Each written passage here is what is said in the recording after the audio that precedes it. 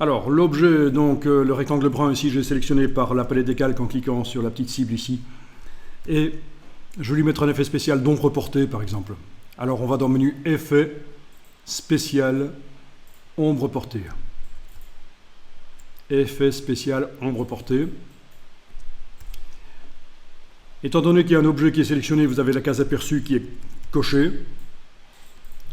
C'est parce que c'est le problème parfois dans Illustrator, quand on peut aller chercher des effets, mais si aucun objet n'est sélectionné, ça ne sert à rien, quoi. Donc on avait un objet sélectionné, c'est parfait. Alors par rapport à Photoshop, l'ombre portée, c'est moins génial dans Illustrator pour l'instant. Vous n'avez pas la petite roue qui vous permet de déplacer, d'indiquer où se trouve la source de l'éclairage.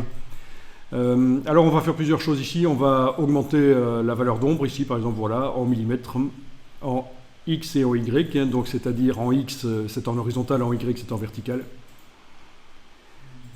Bien sûr. Voilà, donc certains parmi vous ont cliqué déjà sur OK.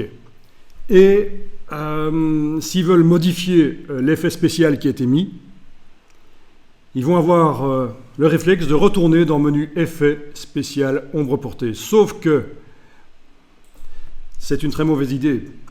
Comme Illustrator vous le met ici dans un message, vous allez mettre une deuxième ombre portée sur l'objet. Et c'est pas ce que vous voulez modifier la première que vous avez mise.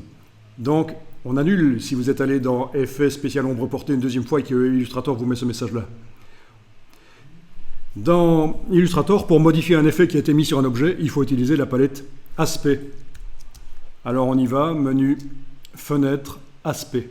C'est une espèce de mini palette des calques qui concerne l'objet. Donc on peut considérer que chaque objet a une petite palette des calques pour gérer son contour, son fond, ses effets spéciaux.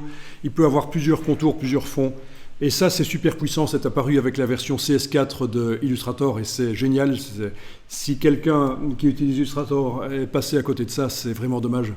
Ça multiplie la puissance de Illustrator alors que ça n'a l'air de rien, mais c'est vraiment une révolution au niveau de l'histoire de Illustrator, l'histoire de la créativité dans Illustrator. Voilà, vous avez toujours votre objet qui est sélectionné. Si vous voulez modifier l'ombre portée, il faut cliquer sur l'hyperlien du mot ombre portée ici.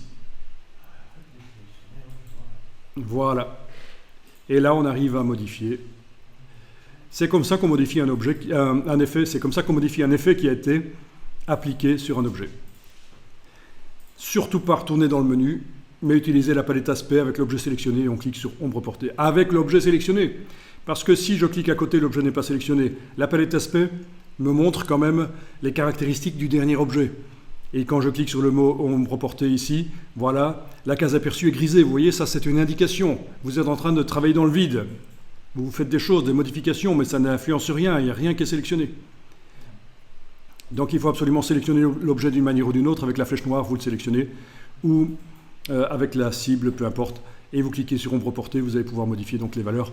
Les valeurs de flou aussi, si on veut. Et l'opacité. Alors en général, on dit que quand on fait en graphisme une ombre portée, on la met à 40% d'opacité. Donc on peut essayer la fameuse ombre 40%. Là je tape directement 4 et 0. Ça ne change rien du tout sur l'objet, vous avez vu. Comme dans tous les logiciels Adobe, pour valider ce que vous avez mis dans un cartouche, on appelle ça un cartouche. Un peu comme les hiéroglyphes égyptiens qui sont inscrits dans des cartouches. Ce que vous avez écrit dans le cartouche, vous devez le valider en enfonçant la touche tabulation. Alors la touche tabulation, pour ceux qui ne savent pas, c'est la touche qui est juste à gauche de la touche A sur le clavier AZERTY. C'est la flèche qui pointe vers la droite avec une barre verticale sur elle. La touche tabulation, et je vous montre ici dans mon petit visualiseur de clavier, comme ça sera encore plus clair, c'est celle-là en fait, la touche tabulation. La touche tabulation sert à passer à la case suivante quand vous êtes dans une boîte. Et ça valide. Par exemple, ici, je vais remettre 80, touche tabulation, voilà. Je remets 40. Remarquez que le pourcent, je ne l'écris pas. Tabulation. Et voilà, c'est comme ça que ça marche. On passe au cartouche suivant, ça valide ce qu'on a mis ici. OK.